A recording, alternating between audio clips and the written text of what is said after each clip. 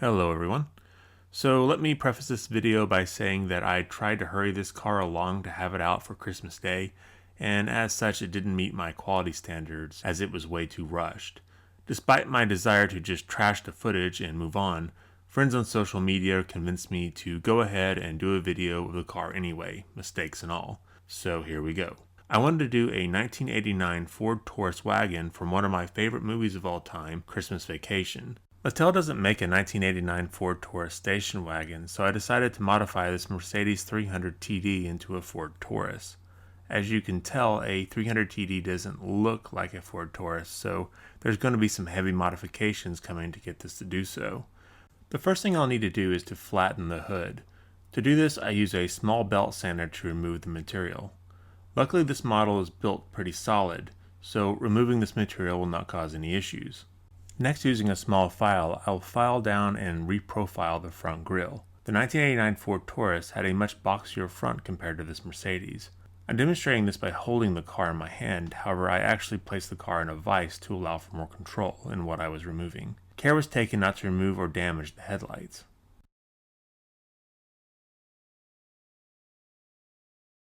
As I continued to sand the car by hand, I would occasionally use a dental pick to deepen the panel lines that define the hood. If I were to sand them off, it would be very difficult to put them back on. It's better just to use what's already there. The Mercedes has trim that sticks out way too far. I'll remove this trim using a small file and some emery boards. The die-cast metal on these cars sands away with relative ease. All the filing and sanding was done in about 30 minutes. Up to this point, I have left the paint on as a protective layer while I was sanding. I can now remove the paint using some paint stripper and get an idea of where I stand on sanding.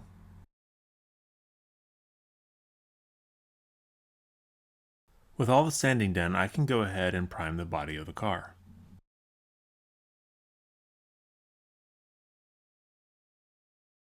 Shifting my attention to the base for a moment, I'll remove the wheels and axles. The Mercedes sits too high, and I need to lower it to look more like the Ford Taurus wagon. Once the wheels and axles are removed, I'll go ahead and prime the base. With everything primed, I'll go ahead and start painting the body. I couldn't figure out exactly what color the car in the movie was. Some shots made it look like it was tan, while others made it look like it was a dark silver. I chose to go with the dark silver color and will use this metal color exhaust manifold by Vallejo.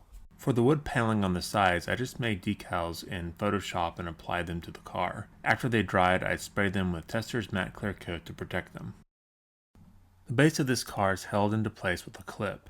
This clip protrudes way too far out, so I will use some plastic cutters and a small file to shorten the clip to make the car look more realistic. I need to lower the car by raising the axles and wheels. To do this, I cut small brass tubes to length with a Dremel and a cutoff tool. I use a small file to clean up the ends and then glue the tubes into the base at the height I desire.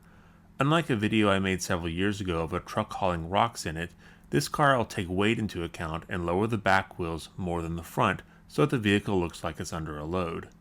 With the car put back together, I can now start using some weathering techniques to further conceal that this is a Mercedes and to give the car a dirty look like the car in the movie had. Using the light gray in my airbrush, I will spray the car from the bottom. This will give the car that gray dirty haze that vehicles get while driving in snow. After my light gray undercoat dries, I'll spray matte clear coat over it.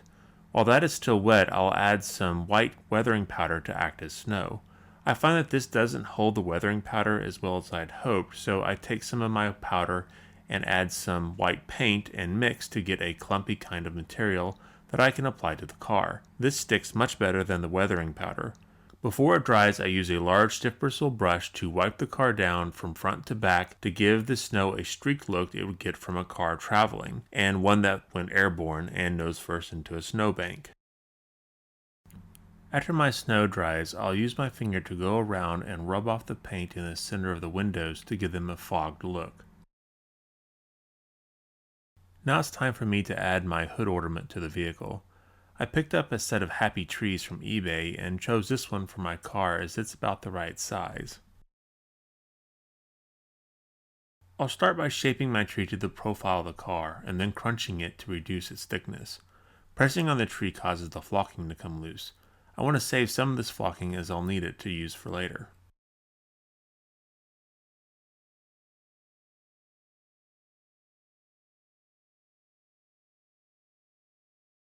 For my root ball, I just pulled out a weed in the backyard and trimmed it to the correct size. I then glued it to the tree with hot glue. When this set, I added more glue to the tree and root to further emphasize the root ball, just like it was in the movie. I then used weathering powders to make it look like dirt, which was sort of dumb, because obviously you can use just dirt if you want. Dirt and gloss clear coat will make it look wet, dirt and matte will make it look dry. To make my rope to hold my tree to the car, I'll use kite string and dye it brown using red dye. I find that kite string is about the perfect size for this 1/64 scale. The next step is to tie the tree to the car using my rope, something I cannot do on camera. With the tree attached, I will apply a small layer of superglue to the hood and sprinkle some of the green flock on top. This represents needles that come loose from the tree while driving it down the road.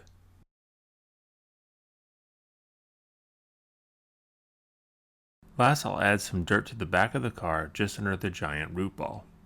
With that done, I'll make some small touch-ups to the snow and then consider this custom done.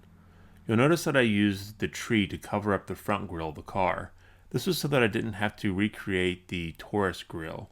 Also, the car seemed to lean a little bit to the driver's side, so I positioned the root ball so that it was over the driver's side, making that side look way down. Sometimes it's easier to go with things rather than having to redo something. The car rolls, but just barely, as the back tires rub slightly. I haven't done a lot of cars with snow on them, but I definitely need some practice.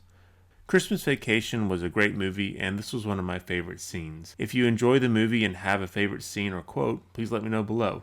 Otherwise, I hope you enjoyed this video, and as always, thanks for watching.